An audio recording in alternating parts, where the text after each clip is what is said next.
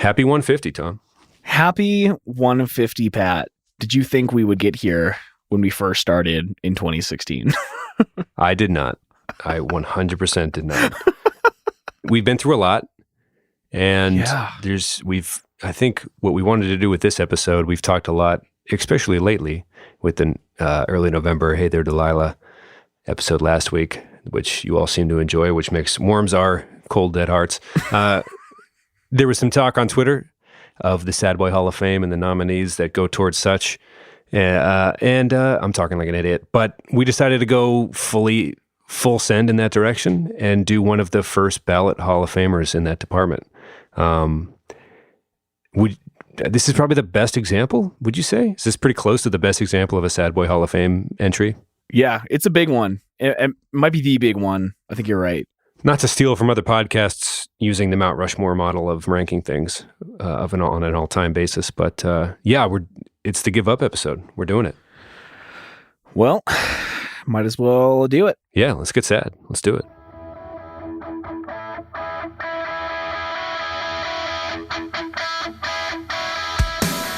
What is going on, everybody? I'm Tom. And I'm Pat. We're best friends, and you're listening to the Reminiscent Podcast. They say you can't choose your family. Well, you also can't choose which era of music you grew up in. This is a weekly show where we discuss our favorite bands from adolescence and how they continue to shape our lives today. Each week, we'll head back to the early 2000s and take a closer look at the cards we were dealt. All right, everybody listen up. I have a very important announcement. Please burn after reading. I have wholeheartedly and unrelentingly plagiarized the U.S. Postal Service logo to make a t-shirt for this week with the Postal Service Give Up inside the U.S. Postal Service. That's confusing. Go to reminiscentpodcast.com/shop to check out this t-shirt. If they even let me post it, I guarantee it is going to be DCMA or whatever removed immediately. You have 24 hours. Don't tell anyone, except tell everyone. This is definitely the best shirt we have available online. I'm going to buy one for myself for Christmas. It's going to be taken down quickly. reminiscentpodcast.com/shop. Check it out. That's our urgent announcement. And yeah, you want to do this thing? Do we have any other pressing announcements or just... No, I wanted to. That sounds like a great cold open to me, honestly. We recorded another one, but I was just on the edge of my seat the whole time. That was great. It's like, oh shit. Like I was like, oh my God, they're listening. Somebody's listening. They're going to burst through the door. That was tense and I liked it. It made me feel things. But yeah, no, it's the Give Up episode. It's episode 150. That's huge. That's cool. It's momentous. It's a good feeling. Merry It feels really Christmas. Good. Happy holidays. If you're listening to this, you might be traveling. I hope we're entertaining you during those travels. Yeah, this is kind of one of the big time albums of what we do on the show. Would you say that is accurate? Yeah, I mean, I think this definitely has a pretty unique place and story in our lives. It is, I mean, yeah, like you said, Sad Boy Hall of Fame. It feels like the entire show is leading up to this. I honestly can't believe it took 150 episodes. Well, we said that at the Paramore episode, and we also said that at the Hawthorne Heights episode. We keep kind of discovering hidden gems. I think my favorite hidden gem was how good the music video was for the Hoobastank song, The Reason. Oh, yeah. That was probably one of my favorite. I don't know if this will be one of the most fun episodes we have, considering the subject matter itself. But yeah, do you remember the program Fruity Loops at all? Was this a common thing, I'm curious, in every neighborhood where right around the time this album dropped, that there was like a program you can get on a computer pretty easily called Fruity Loops, and you could make beats with relative ease that sounded a lot like this album sounded like. And I feel like everyone went through a phase of like, oh, I can tap a copy cup, or, like I can make a best-selling, like a platinum album. Like, these guys just did it through the mail. It must be so easy. And of course, we were introduced to Ben Gibbard slowly over the years. For those who weren't already aware of what Death Cab was doing and stuff, which I was not at all, and I've never been that cool. But yeah, it kind of came out of nowhere and was like, what is this? I don't know. Did you feel the same way? I wasn't even sure what I was hearing the first few notes, particularly of the District Sleeps Alone track 1. It's just like, damn. And when his voice hits, I don't know. It's just like it's kind of like in a movie when a young actor it's like, and introducing, it's like, Ben Gibbard, you son of a like we're gonna be dealing with this guy for a while, guys. Strap in, it's gonna get weird. Yeah, so I first heard this in 8th grade from probably the same person you heard about it from, James McCallion, who introduced us to probably half the bands we talk about on this show, because he had an older brother that was 3 or 4 years older, so he wasn't tuned into all the cool kid music that we could only dream of experiencing at that age. I mean, luckily we got to, but the first time I heard it, I remember it must have been LimeWire, download it on the family computer in the computer room. And I had the 2 songs, The District Sleeps Alone Tonight and Such Great Heights. I listened a few times because everyone was freaking out. This is like, I think 2004. So it's like a year later. They were freaking out. Everyone was going to their computer rooms, which I'm very curious if there are still computer rooms. Right? If that's as common of a name for a room. I guess technically I have one in my studio. It's that's different.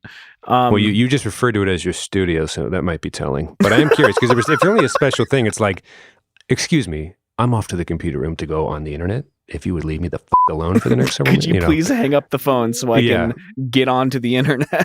Right. Got to call the internet. In hindsight, I don't mean to curse, but in hindsight, it was just me interrupting what were probably very valuable talks between my mother and her sisters at the time while raising 3 kids and it was probably like the only time during the week where she was truly happy. But it's like, Mom, I need to chat with no one. I think I might adjust a lyric in my away message selection, but honestly, probably nobody's really even on. The stakes are pretty low. Most of it will be spent playing Snood, which I don't need internet access for. So, anyway, but yes, this burst onto the scene. It was huge. It was wildly popular very fast. But it seemed like, did it seem like the first indie album to you that you got your hands on? Like, I don't know where this came from, but it's in my hands now, and I'm happy about that. Or were you averse to it at first? No. So actually, again, we found out about it in 2004. Listened a few times, and I was just like, this is the most emo music I've ever heard in my life. Like, I hated it. I absolutely hated it. And it wasn't until, okay, this is also super telling. I think I might have been at an Attack show. Jeez.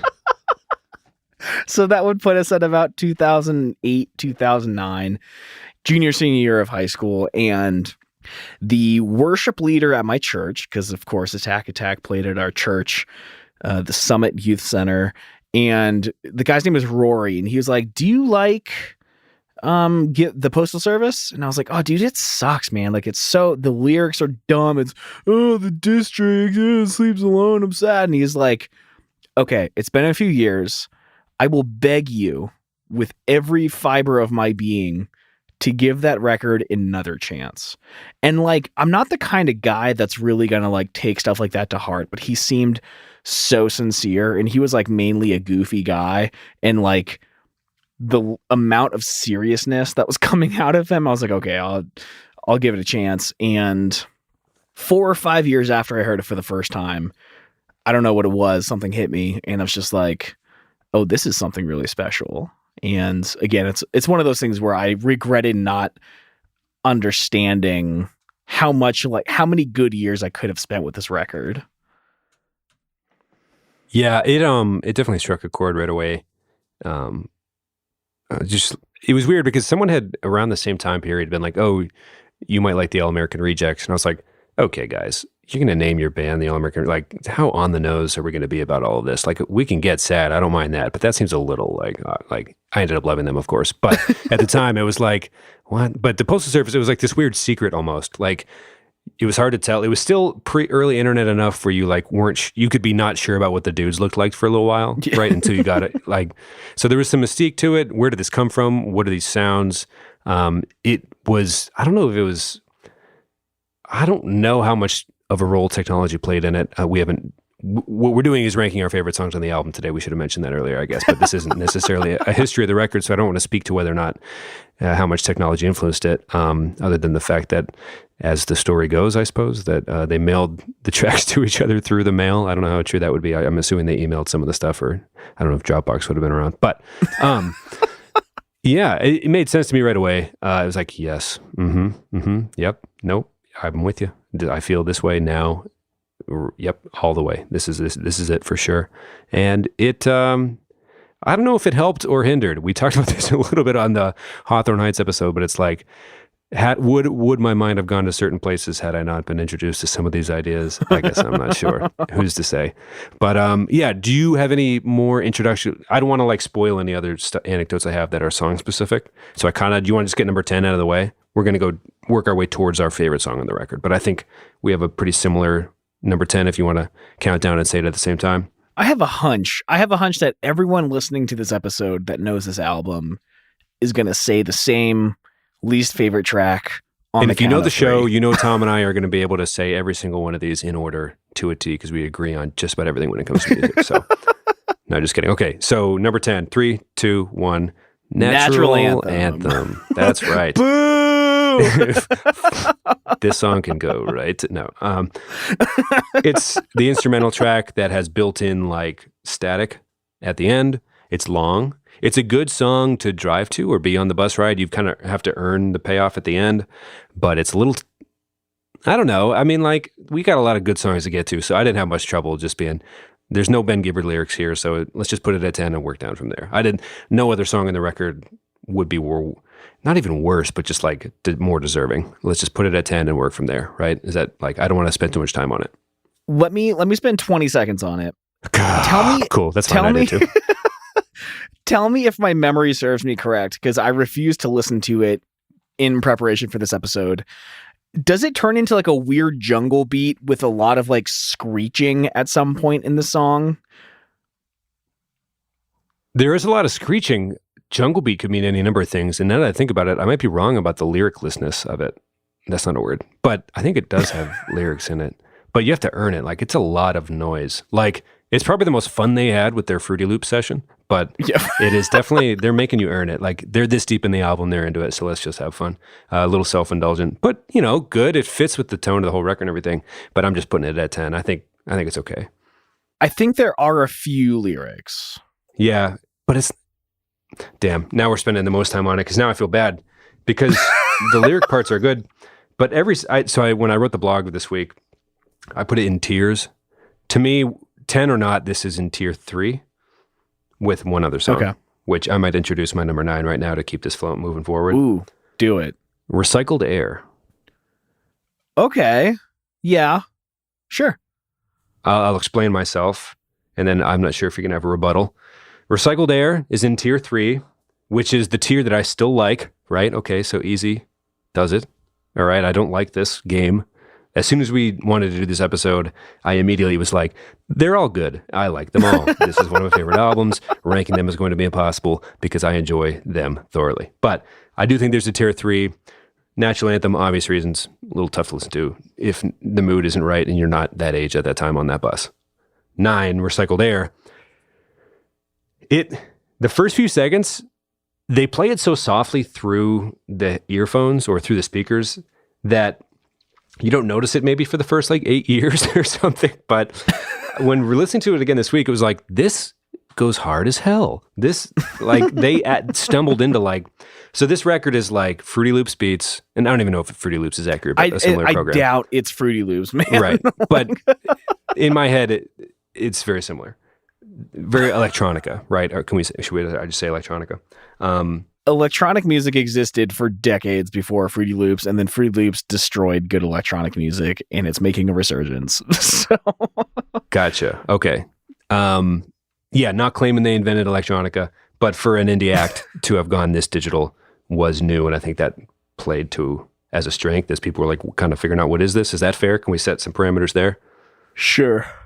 Not again. I guess you could say that LCD Sound System was messing around with like beats and this and that. So I actually don't know what I'm trying to say. I was a young kid that grew up in the Midwest, and this rocked my world. I had never heard anything like it. I will take it back that far into my own self and just admit my own flaws, that I would not have known anything that had sounded like this previously. There, that should fix everything we just said. Recycled Air, they stumbled onto this crazy, it kind of bangs. It kind of goes hard, like the lead up to the lyrics. And then he sings about as soft and as slow as he does on any song in the album. And it's almost like it works for every other song. But this one is like the beat is accidentally too good and goes too hard almost. Like I tried to find online a quick Google search, like if anyone had taken it and cut it and looped it and rapped over it. I don't think they had, but I kind of would love to hear that. Ooh, interesting. It's a little too gibberty in the lyrics and a little too good of a beat for what they were going for. I don't know. It was definitely an interesting. Again, I love the song. I just think it's a little odd. If we have to pick and choose, it's in tier 3 for me. Those are my 2 tier 3 songs. Not quite as good as the other 8 that we're going to talk about. Sure. Okay. My number 9 is Clark Gable. Oh, you son of a bitch. So, okay, here's the thing. The only song that I straight up don't like is Natural Anthem. Clark Gable, it's good, but there's like, I say boppy, not in like, oh, it's a bop, but like, it almost sounds too, happy isn't the right word either, boppy. I don't know. It's just like, there's something about it. I don't know if it's the placement in the record itself, because I prefer to just listen straight through and not shuffle and stuff. I don't know. I mean, I have it at 8, so I'm open to this. How do you think that would go out over in real life? Filming a short film to win back a girl and having her be the scene you're like only love interest in the movie. Like, I have thought for years about the logistics of this plan that he describes in the song. And over the years, I think I've come to the conclusion that only a very handsome man would be able to pull off this ridiculous plot. And is Ben Gibbard a handsome man? At the time of the recording, I think he lost a few lbs over the years, but weight shouldn't have everything to do with it. I mean, he's always been a snappy dresser, right? Kind of on the cardigan side of things in terms of where hipsters were going throughout the decade. Right. Definitely a big fan of the thick rim glasses. His hair's been a little wild. I don't know. It's almost like thin fit Ben Gibbard is off-putting almost, because you want him to be a little cuddly. You know what I mean? It's kind of a weird thing. Sad that Set. Well, I wish him and Zooey Deschanel happiness, but it is a little odd that she has been with both a property brother and Ben Gibbard in the same lifetime. That is just jarring to know. But yeah, I guess if Ben Gibbard showed up, I think he could pull it off. I mean, he's a cool enough guy and an artsy enough guy. Here's what I thought about when I was thinking about this song, and we did it in Academy Is episode a few weeks ago, where they talk about subject script not being any deeper or whatever. Like, these are some artsy SOBs. Like, how artsy? Like, I'm like, man, I wonder why our junior high band didn't go anywhere. And I hear some of these lyrics. I'm like, I know exactly why our junior high band didn't go anywhere. Like, their minds were just working at a different pace altogether, in a different lane, using a different vehicle, different mode of transportation. But yeah, it's like, cool, interesting plot to get the girl back. I would have gone in a much less complex direction, I think. But yeah, maybe renting. Although you got to be at least 25 to rent a van, I'm assuming. So maybe he had a few years of experience ahead of us. Being a key grip on that set would be a little weird. He's like, is this just for the kiss? Or are we going to submit this to any festivals or anything? It's hard to say. Like, do we finish the scene after the kiss happens, or is he hoping to not have to finish this movie? Because the editing process, I mean, why even go through all that hassle? I wish he would have been more upfront about all of this. Because he would have needed some help, right? Like, you don't just use, I don't know. You think someone would have been holding a boom mic? Because based on the artsiness of Ben Gibbard's whole aura, it wouldn't have just been a 1-2-man job, right? Especially not the two actors. I think he would have been a little more professional about it. Anyway, I've thought a lot about the logistics of this song, and thank you for dealing with the words I have to say about it. Love it. Oh my God. All right. What's your number 8? That's my 8. And Recycled Air was my 9. Right. So I don't have any qualms with you putting it at 9. I just think Recycled Air is just a bit of a yawn for me, given how hard it goes. But yeah, Clark Gable, I'm cool with it being at 8, because you start to get into some pretty, but I would say, see, the difference is, though, Clark Gable is a tier 2 for me. Recycled Air is the tier 3, is where I kind of have the cutoff. So there's a distinction with the way I was grading them. And I shouldn't say tier. It's a B. The other 2 were C's for me. What's your 8? My 8 is This Place Is a Prison. Oh my God. What is wrong with you, man? Okay. This is what I wrote. Wait till you hear my 7. It's already. I hate this so much already. Yeah, this is dumb, but also you're wrong, and I'm mad about it. But you have the floor. I'm sorry, I cut you off. Okay, so this is what I wrote. I say that that's the only time I'm going to cut you off this whole episode. You did a second later. I know. Okay, I wrote, it's good, and that drum beat bangs. Sounds like 2 snares panned hard left and right, and I super appreciate it. I just don't love the song. Lyrics are kind of weak, like suspiciously weak for being Ben Gibbard. No, don't you dare. Don't you dare. Why, dude? Why? That's a tier 1 song for me, and I don't know if you want me to just say why now or later. Number 7 for me is This District Sleeps Alone Tonight. What? I know. 7 and 6 are District Sleeps Alone. I know. Which I didn't realize it was going to get this skewed this fast. Oh. But This Place is a Prison is a tier 1 song for me on this album for reasons I'll go into later. Oh. 8 for me is Clark Gable in that tier 2. I give a B grade to both District Sleeps Alone and Sleeping In. And here's my thing. I'll explain why I chose my tier 1 songs later. These are tier 2 songs. And again, I love them all dearly, but we had to do a show. We actually didn't have to do the show, but we're doing the show. Dude, you're a fucking idiot. Here's my thing. Tom, I disagree. I'll ask you this. Do you like those songs because The District Sleeps Alone Tonight was one of the 2 on the album you happened to download off LimeWire that one time? Here's my thing. District Sleeps Alone, good song, again. But do we like it? I put it up to Brand New Colony, which is my 5. In that tier 2. But I like Brand New Colony lyrically is incredible. But like, if it was track 1 or something, like it's a great track 1, but do people like it because it's just the first thing they hear? Like they associate its first few notes with the record itself and the feelings they have from the whole record. That's my thing. That's fair. So I try to take a step back. They're both in tier 2 for me, but I put Brand New Colony at 5 because he talks about like, I'll be your winter coat. Just like the lyrics are just like, the reason I put the songs in tier 1 that I did is because I think they are what the album portrays. Like they're the 4 best examples of like what I got from it. Yeah, Sleeping In, there's like some historical JFK assassination stuff.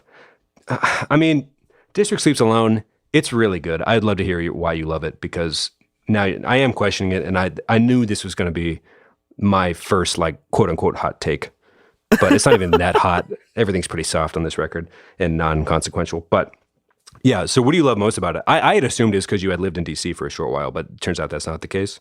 Well, you just gave like 4 songs. I don't even know which ranks you just threw out there. Okay, sorry. I gave you my whole tier 2. Clark Gable, District Sleeps Alone Tonight, Sleeping In, and Brand New Colony. That's my 8 through 5. Jesus Christ. Okay. But sorry. Yeah. I had to get all that out to try to explain why District Sleeps Alone Tonight is my 7. Yeah, it's really hard. I guess I didn't expect like the other person defending it clearly much higher up, but you don't really want to talk about it yet and give away the order. That makes this game kind of dumb. Oh, I'll keep going. I'll barf words at you because This Place is a Prison is like a microcosm of one of the main, I guess, loneliness of the whole experience of what the person, if the record's about a boy that's sad and lonely and is dealing with a girl he's no longer with, him being at a bar alone and being disenfranchised with the fact that the tumblers are drained and flooded again and again. And then the way that snare comes in 2/3, it's like the biggest payoff on the record. It's like, I'm not going to try to do it. Dude, but it's so good. It is it so, bangs so hard. I remember being young and like trying to play that beat and just being like obsessed with it. Yeah. So my 4 tier 1 songs, I put that at number 4 because it is one of them. You're giving me your whole list. I'm still on number 8. Start talking. You're just mad about what I'm saying. Say something. Say anything. I'm saying like I just disagree and you're wrong, and we're just going to keep saying that at each other. But please tell me what your 7, 6, and 5 are and why you like them. Okay, number 7 is Recycled Air. Again, it's an okay song. I wouldn't skip it if it were on. I like the ba-ba-bas. I said it's nice but forgettable. I wouldn't skip it. Like if I'm listening to the Postal Service, I'm clearly in a fucking mood. Like I'm gonna ride it out. I'm gonna listen to Recycled Air. That should be the Instagram quote. If I'm listening to the Postal Service, I'm clearly in a fucking mode. Because and again, we haven't even strayed that far. Recycled Air was my 9, it's your 7. Like, I think if we're splitting it into thirds or whatever, we're splitting it into tiers, like, we're not too far off, give or take a few. So, Recycled Air, I think, is towards the bottom. I think we're okay. All right. Put the my knives number away. 6. My number 6. I was so shocked when this ended up here. Such Great Heights. Shocked that it landed this low. Yeah, fine. That's the whole part of what I want people listening to this to entertain. The possibility that the first 3 songs on the album aren't the best 3 songs on the album. For me, it was District Sleeps Alone that slipped. For you, it was Such Great Heights that slipped. I'm trying to reconnect us here in the middle, right? Like, to me, you can listen to the first 3 songs and maybe only listen, like, those are the ones you've probably heard the most and you're so used to. And Iron and fucking Wine did that slow, dumbass fucking, I hate that acoustic cover of it. It's just like, you just took a thing that was slow and sad and just slowed it. It's like, you know, when you can play slower and sadder. Yeah, it was like worse than when they play the demonic, slowly played Alvin and the Chipmunks records that are just like low-toned men singing like friggin' Walk Like an Egyptian or whatever, and it's creepy. It's just like, Iron and Wine's probably great, but I wasn't in love with the cover. That's a quick aside. But yeah, I'm glad you had one that slipped further than some might think, because I didn't want to end up with that at 1 for the sake of it being the most popular song.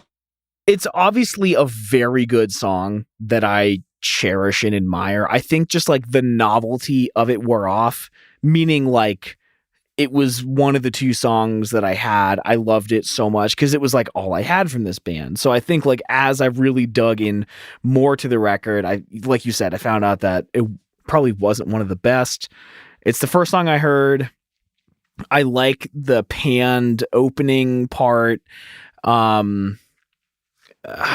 You know, like that Iron and Wine cover, I hate the dude's voice. It's so like fucking dumb, but like it is a cool guitar part, but even that, it just repeats for 4 minutes without like unwavering the whole time. Yeah, it's like the acoustic version of Hey Ya by Outkast, and was like, oh cool, they did an acoustic version. It's like, no, it's the same guitar riff. It's like this, don't do that to Andre 3000. Don't do that to Outkast. Well, actually, don't do that to The Love Below. No, when you tweeted today, what's a song where the cover's better than the original, that was the first thing I thought of. Oh my gosh. No, man. Just because it made the TV show Scrubs doesn't mean it was great. Like, most of the time, the Scrubs soundtrack nails it. But just because Ted plays it on a ukulele or whatever the hell it happened as. Megan loves Outkast, my wife, and when I told her that I preferred the acoustic cover, she called me racist. Well, and she meant it. I think it's disrespectful. It's because to me, it's the same concept. Like, for Iron and Wine and the dude that did that, it just is an acoustic cover. It just is what that would sound like, which is not that. I don't know. Sometimes covers are great. Sometimes they're not. And I shocking, I side with Megan and disagree with your musical taste.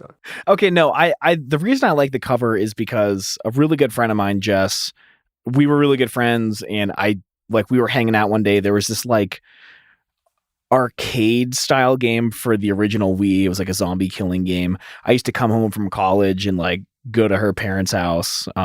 We'd both be back from college on winter break and play that game. And I just found out one day that she could play guitar and sing, and she played the acoustic cover of Such Great Heights. And it was just like a really cool discovery that like my friend had this talent I didn't know about. So like part of me admires the guitar part because of the first time I heard it.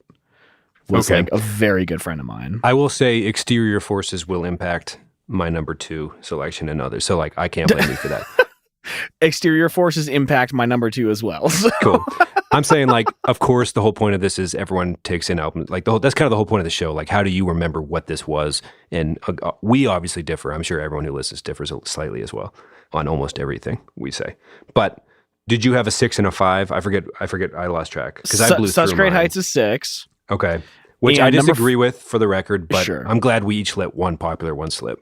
Yeah. My heart disagrees with it, but dude, I'm really, because you have gone so against what I value on this record. I'm going to be shocked by what your top 2 or top 4 are. I'm really intrigued by what your next choice is going to be. All right. Number 5. We will become silhouettes. Tom, what? What? Did you just like look at my notes for the show and try to come up with a collection, a list that would work against everything I value in this world? I only knew what your number 10 was because I saw the blog post and then I X'd out because I didn't want to spoil anything. So, Tom, tell me, what do you hate about We Will Become Silhouettes? Dude, what do you mean, what do I hate? It's a great song. Oh, yeah. Sorry. I forgot that part. It is great. No, I mean, it's like, it's upbeat. The melody is so good. I mean, it's good, but it's not as good as the top four.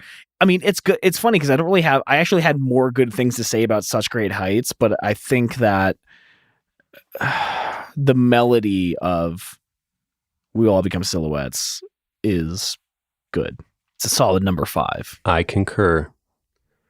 Which it really, when I think about it like this, I'm still thinking about it in my tier system or my grade system. I have it as an A grade or a tier 1 or whatever. Sorry, I'm confusing the crap out of everyone, I'm sure. But it's 5 versus 2, so it's really not that far. But I'm still shocked because you have left so many weird ones on the board.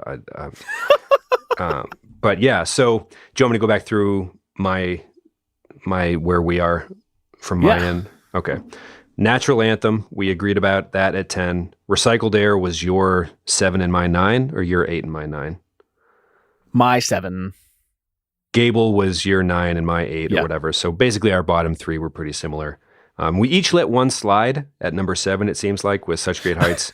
And we were Recycled The District Air Sleeps Alone Tonight. Yeah, Recycled Air, who cares? You must have an affinity for Brand New Colony, because I have that at 5, which is where we left off. You're right. This is a confusing way to play the game, but I'll phrase it like this. Here's my one that I gave a B to. Clark Gable, District Sleeps Alone Tonight, Sleeping In. Which, do you care to mention Sleeping In at all? Or maybe you have it later, higher up on your list, so we can leave it. I put Brand New Colony at 5. Lyrics, weird bike Mario sound at the beginning. Cool. I don't know, just cool sounds on this album, obviously.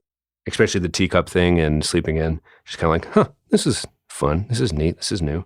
Again, that's a child in Erie, Pennsylvania thinking this is weird and new. I'm sure other people had done experimental stuff for years.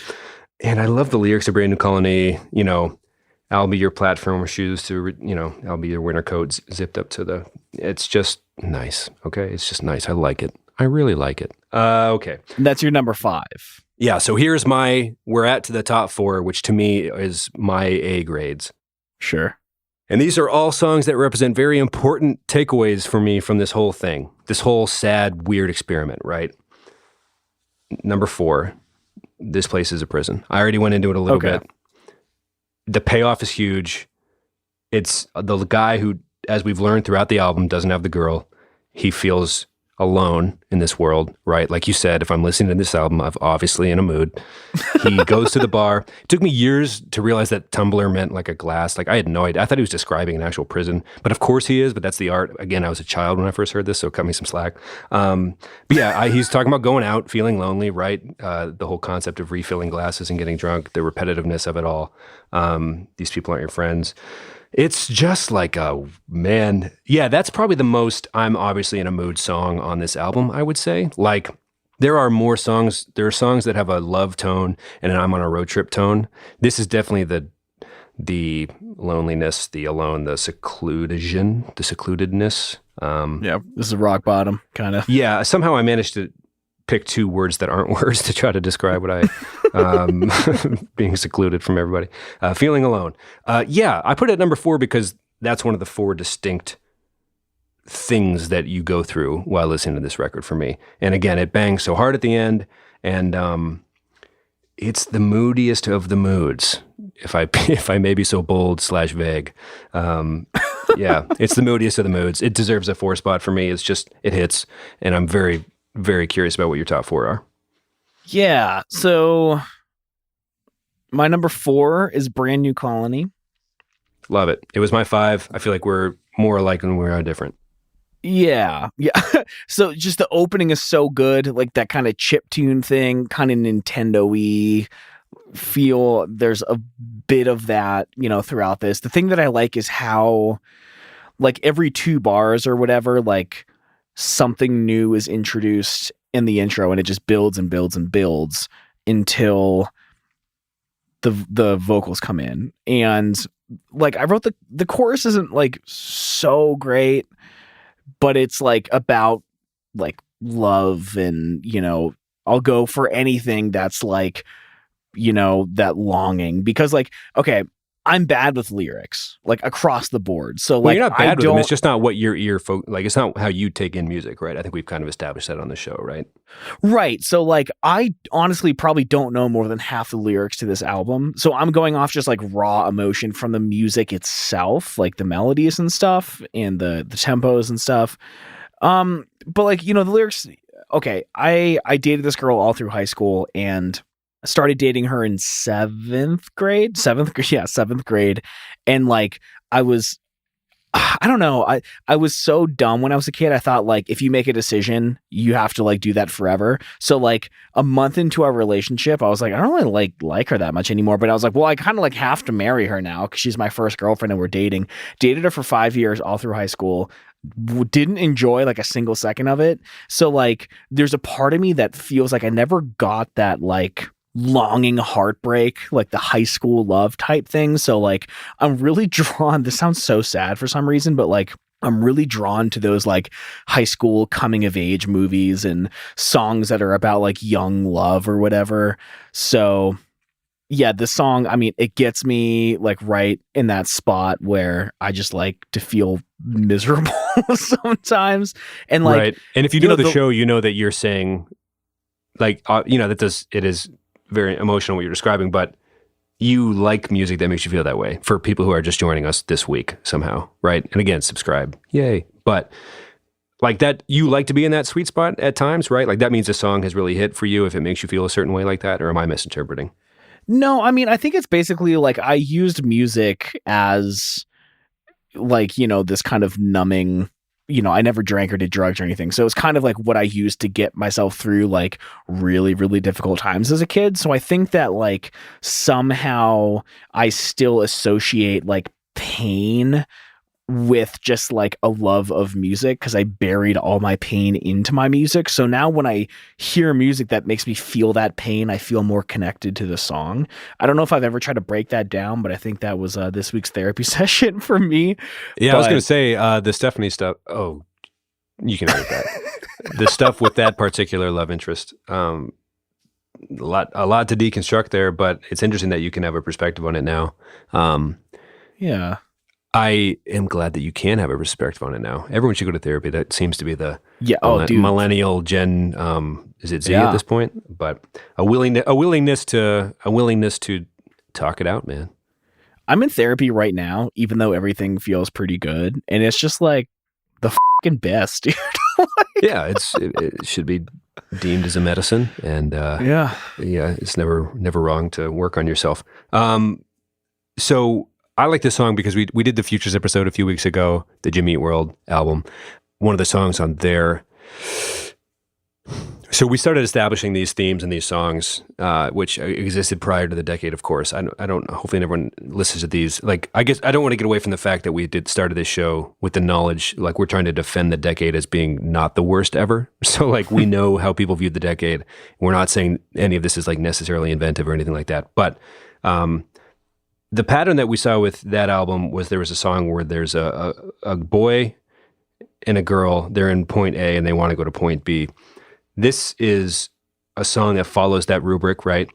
But it's like with a thesaurus, right? Like it's the most Ben Gibberty version of, hey baby, we're going to point B. Like, come on with me. It's like, I guess probably most famously a Bruce Springsteen layout. I guess, maybe not. You could probably argue that, but I'd love to talk about it. That's why we have a show. But it's like, instead of saying, you know, baby, we're born to run, he's saying, let's form a brand new colony, darling. You know, it's just like, it's the most Ben Gibbard way of saying, let's blow this popsicle stand, honey. So it's almost humorous looking back, given like the first few lyrics you hear on the album, which are, smeared black, you know, it's just like, oh God, you know, like you said it so perfectly. I'm obviously in a mood. So, like, I don't know. There's something both funny.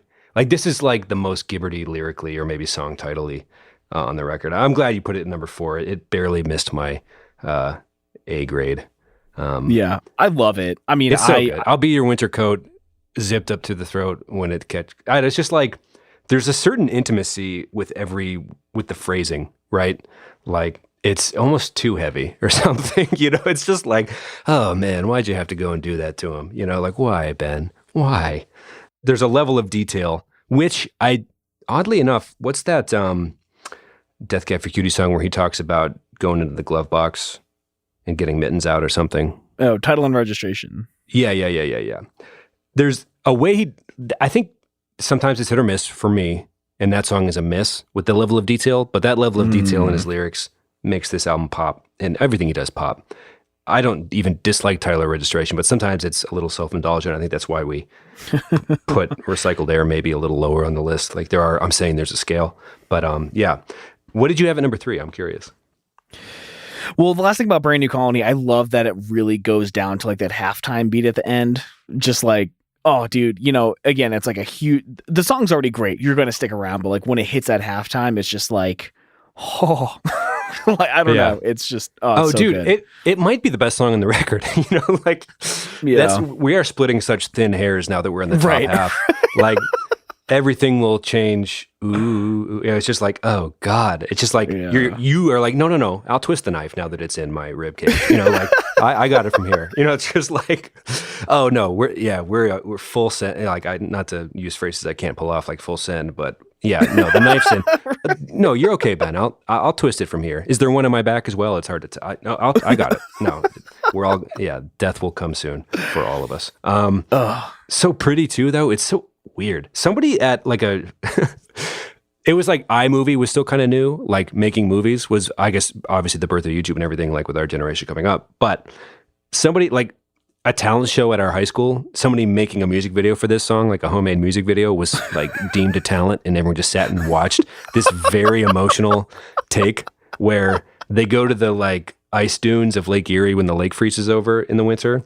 And like, I guess they're going to run across the lake to Canada, if I remember the arc of the story correctly. I just remember our one friend's older brother being so mad that he was typecast as the douchebag in that story. He's like, as I learned later in life, everyone viewed him and his brother as like the preppy popular kids or whatever. But later in life, I'm like, yeah, I was really pumped because Sam's really cool, obviously, and he asked me to be in one of his movies. And then I realized that he just asked me to bring my letter jacket from, I played baseball, but it's not like I'm a football jock that's pushing people against like, also that's definitely not the vibe of the school we went to at all.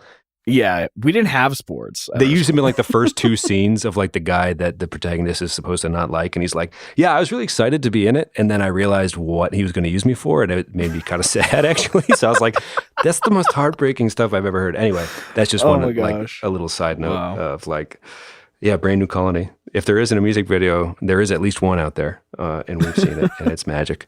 Okay. Number 3 for me is, did you already say yours? I did not. Oh, okay. Do you want me to go first?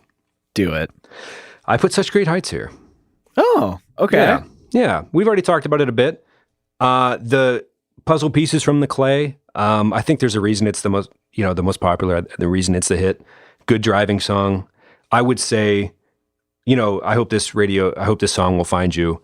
I think it's, if there's 4 takeaways, Places of Prison being the solitude, sad boy stuff.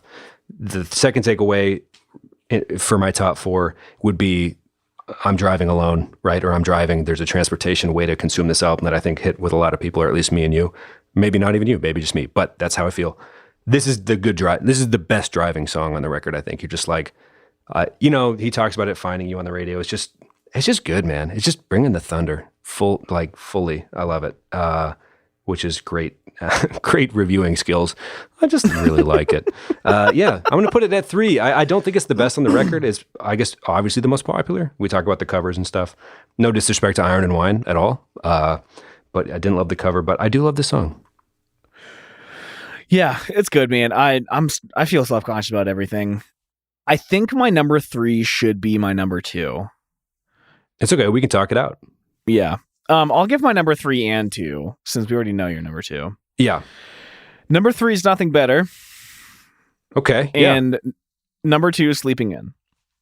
Sleeping In. Tell me why you love Sleeping In so much, because that was my 6. Right. It was, if I remember correctly, it was Hannah's favorite on the album, who was Okay. like my first real love. I guess like we didn't really enjoy a lot of the same music, and this was one album that we can like both put on and just like fucking vibe. And if I remember correct, maybe not her.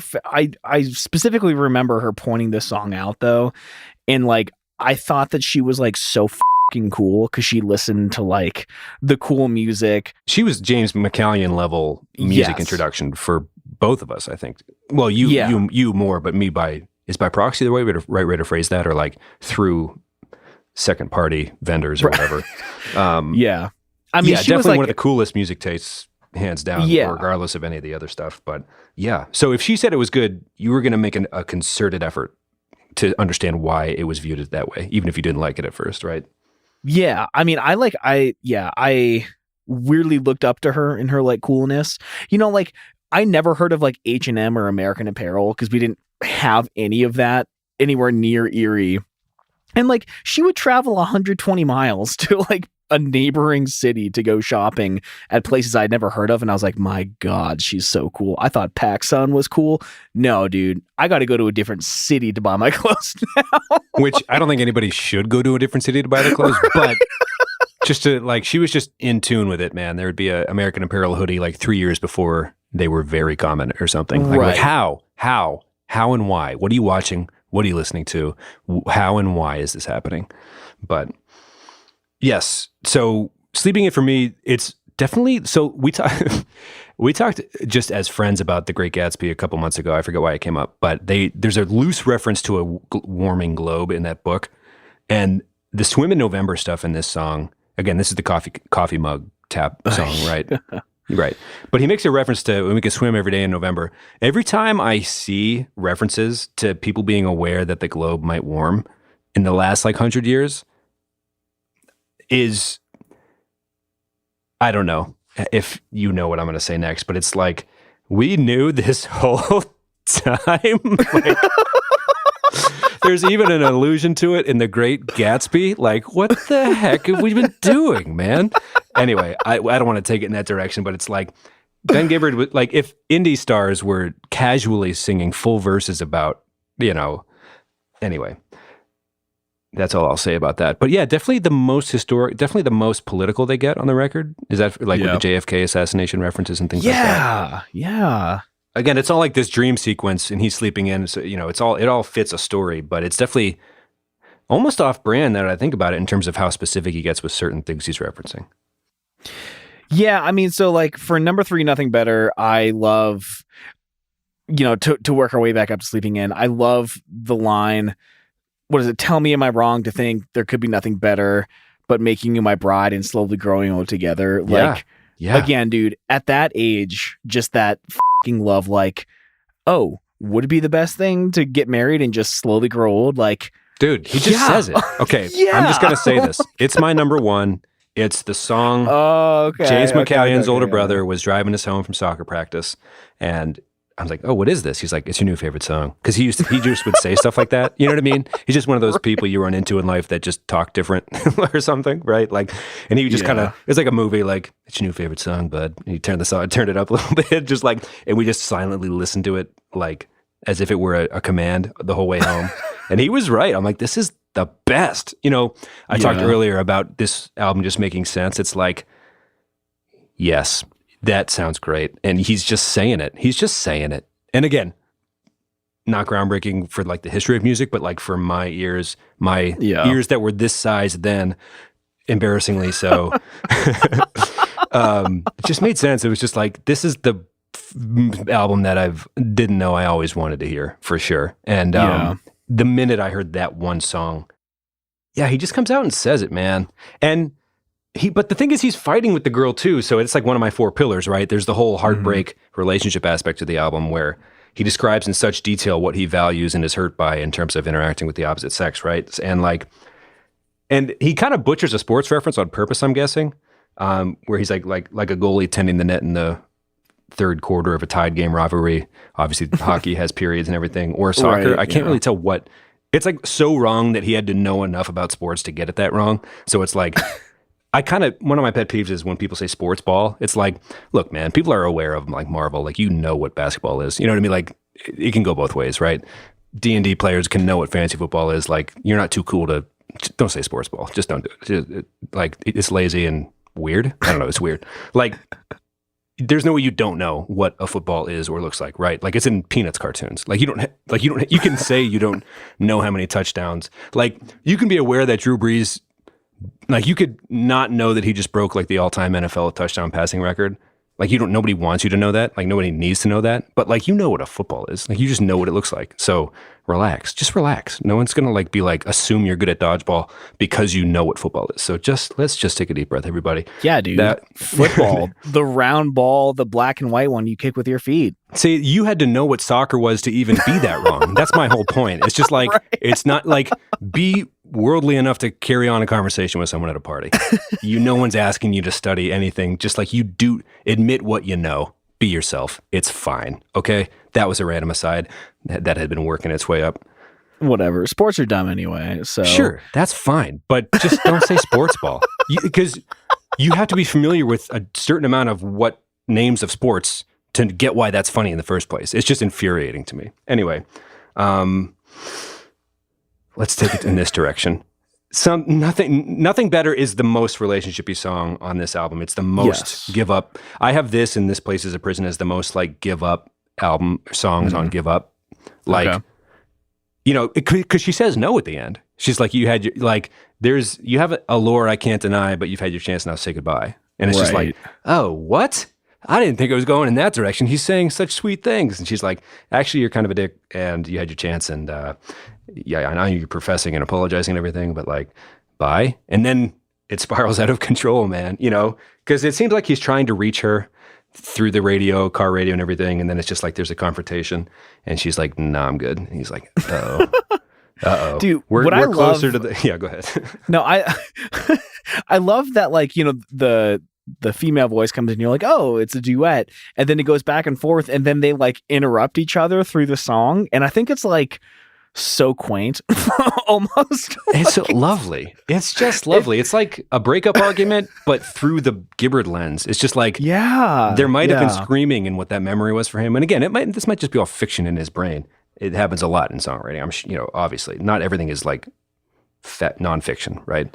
Most of it probably is fiction, but it could have been like a drop down, drag out thing, but he's like, no, but I am near the door like a goalie tending the net. He's like, meanwhile, cut to the real life version if it was like a comedy skit or something, just like, you effing B, like, you're not leaving until you tell me why, just like, not that maybe he's wired for that, but I doubt it went this smoothly in real life. She's like, I have a PowerPoint presentation here that I would like to show you the 4 reasons why I think we aren't well together. It's just like, or maybe in his Cardigan world, in the world where, people who are cooler than us live, they do, it's like, hey, I booked the meeting, the office, the guest room in our home for a meeting on Thursday. Could you RSVP to that? I sent you an email. Cool, great, yeah. And then you get there, it's like, here's why I would like to break up with you and not live together anymore. It's like, oh, this hurts me. Maybe they do live that way. I don't know. But it's a sweet song and my favorite on the record.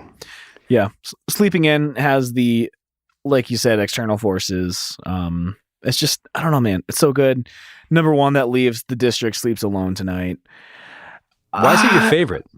I mean, I love that, like, it seems like a bunch of like different movements throughout the song. It starts differently than the first verse. And then it's funny because when it drops out in the middle of the song, it's kind of like, I kind of don't really like where this went.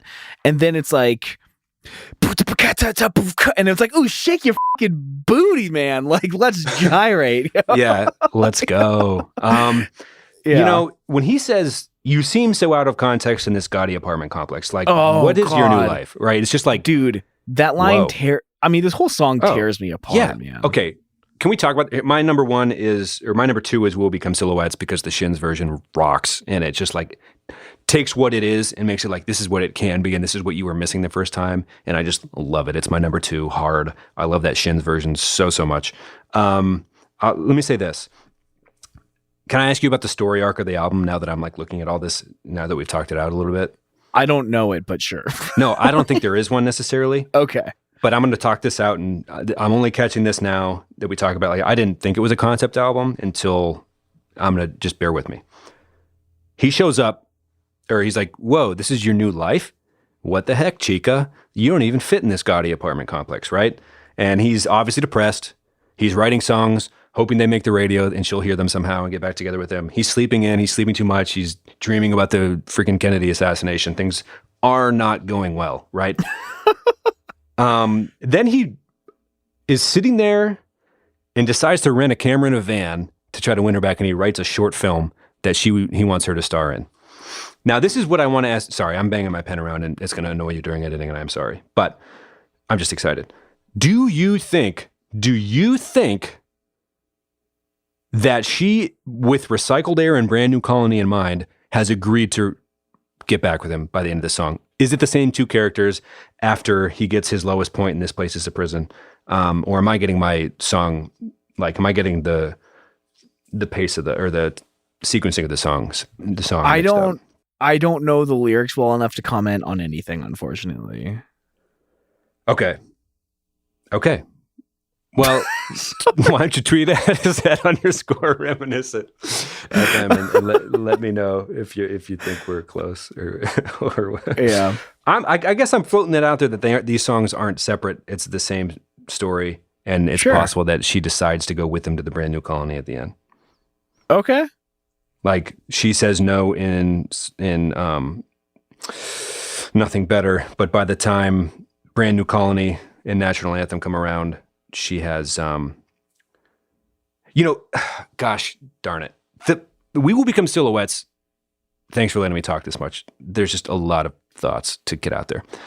We Will Become Silhouettes, when he's like, I got a cupboard with cans of food, filtered water, and pictures of you, and I'm not coming out until this is all over. He just, like, I love that song so much. It might be my number one, actually.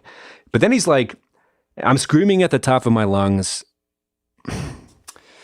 pretending the echoes belong to someone else, right? It's just like, oh, man. And then the next song on the album is This Place Is a Prison. He hits his low point, but then Brand New Colony comes on. After Clark Gable, he hits his low point.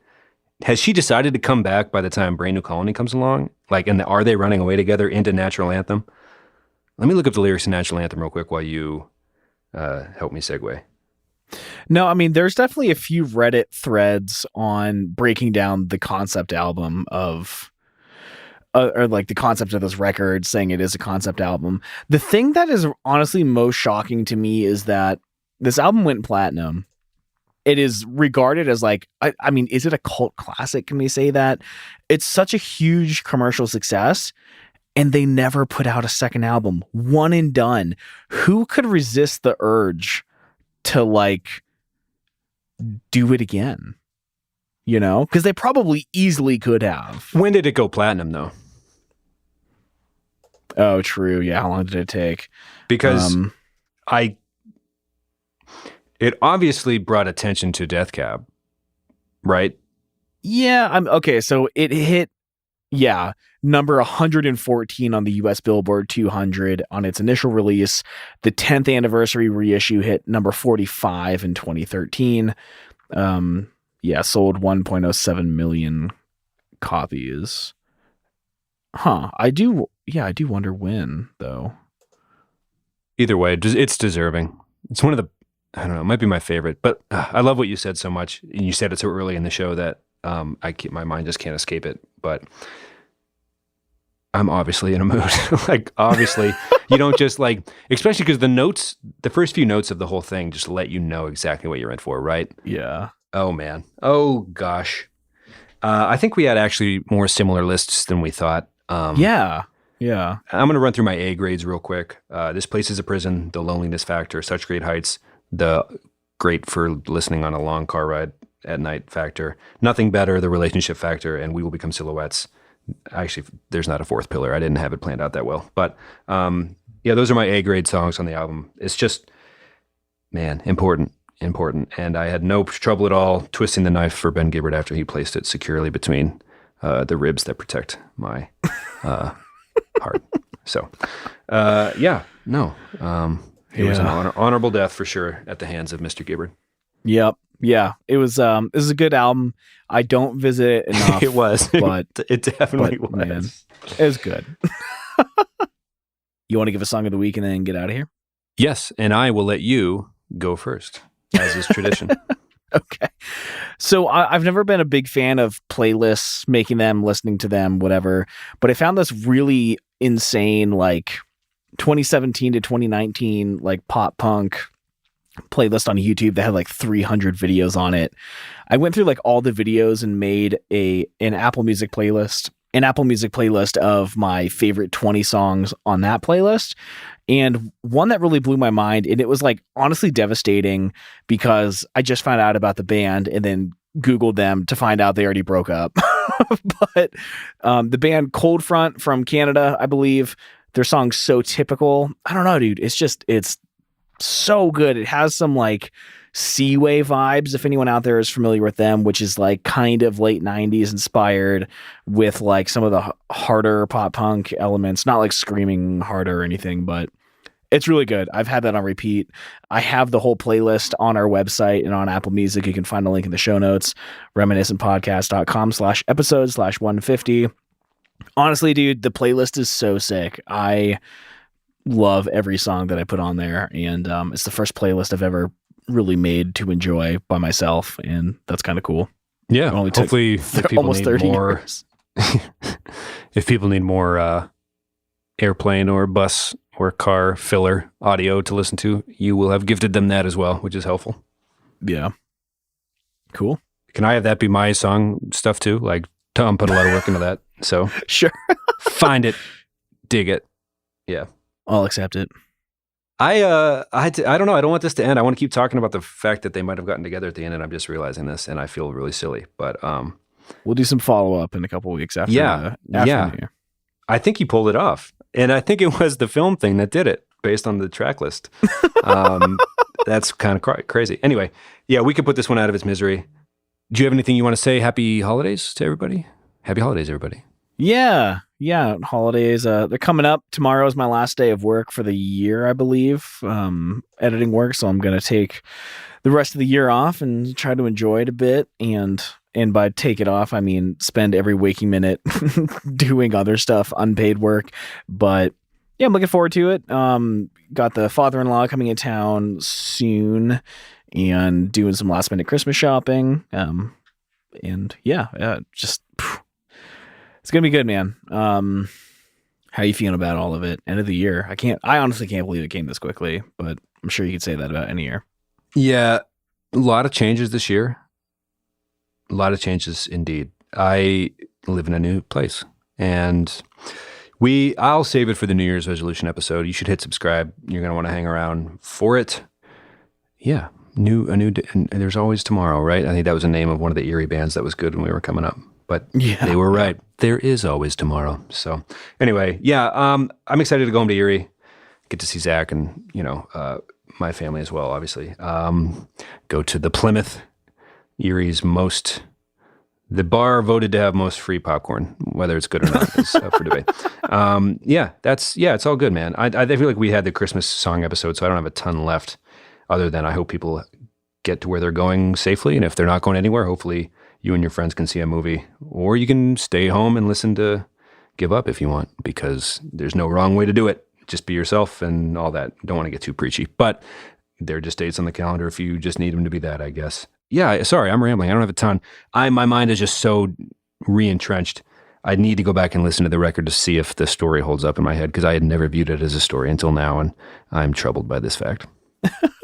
Yeah, I'm going to check out the lyrics too, because I guess I haven't really given it much time or attention, which is tragic considering how good of a lyricist Ben Gibbard is. But let's close this one down for now and spend the rest of the week in tears jamming this record.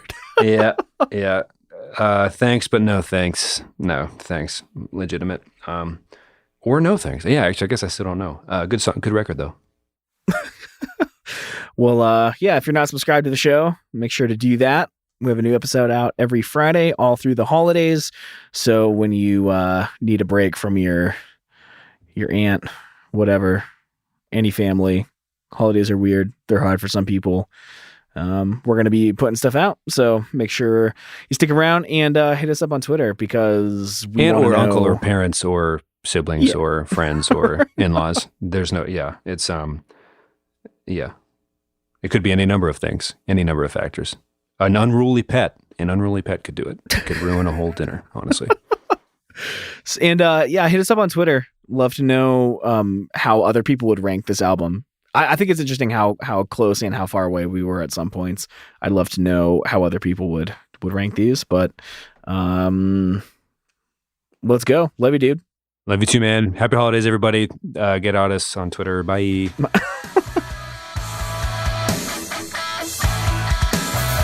Hey, everybody. Thank you so much for sticking all the way through to the end. I honestly cannot believe it took this long to get to one of our favorite records. It's the obvious choice, and we slept on it for far too long. Hit us up on Twitter at _reminiscentfm and let us know what your order of favorite songs in this record would be. And hey, leave us a review on Apple Podcasts. Let us know what songs, albums, bands you'd love us to cover in the future, and we will so gladly do it. We love you all. Happy holidays. Talk to you next week. Bye.